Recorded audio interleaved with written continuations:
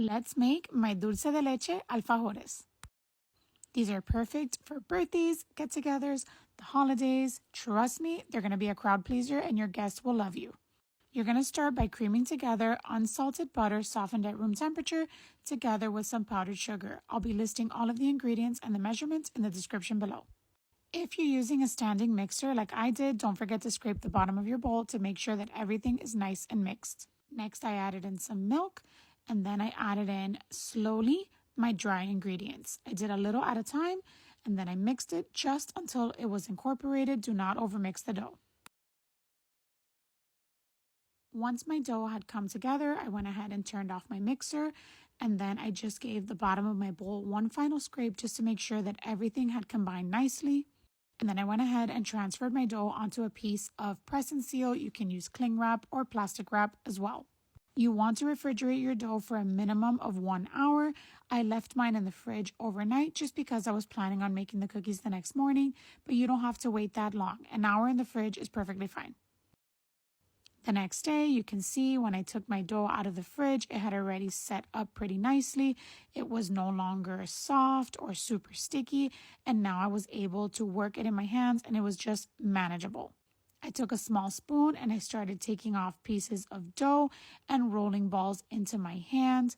These don't have to be perfect, they don't have to be exact, but do try to get them as evenly as possible because we will be sandwiching 2 cookies together.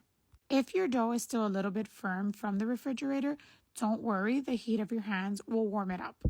And as I rolled out all the little balls, I went putting them on a baking sheet lined with the silicone mat. If you don't have one of these silicone mats, you can use parchment paper. And then to get the shape of my alfajor cookie, I just took a piece of parchment paper that I cut out into a square.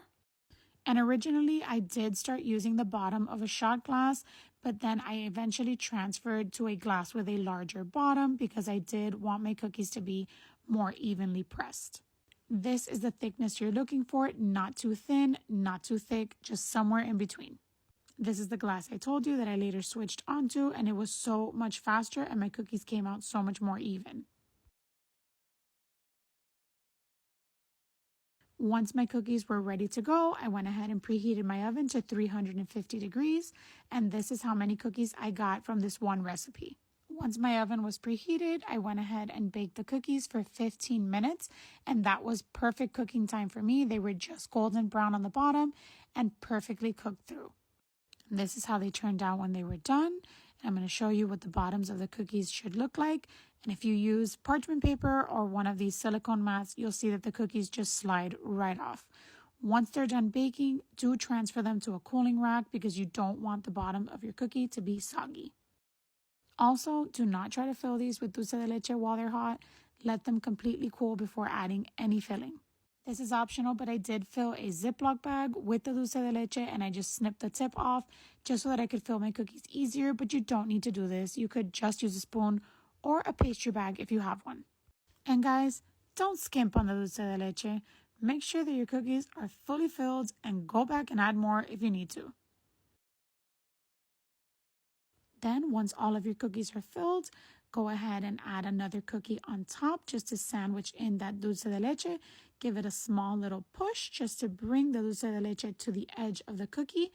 And then dust the top with a little bit of powdered sugar. This is optional, but it makes it look so fancy and it just adds a little extra level of flavor. And this is how they turned out, guys.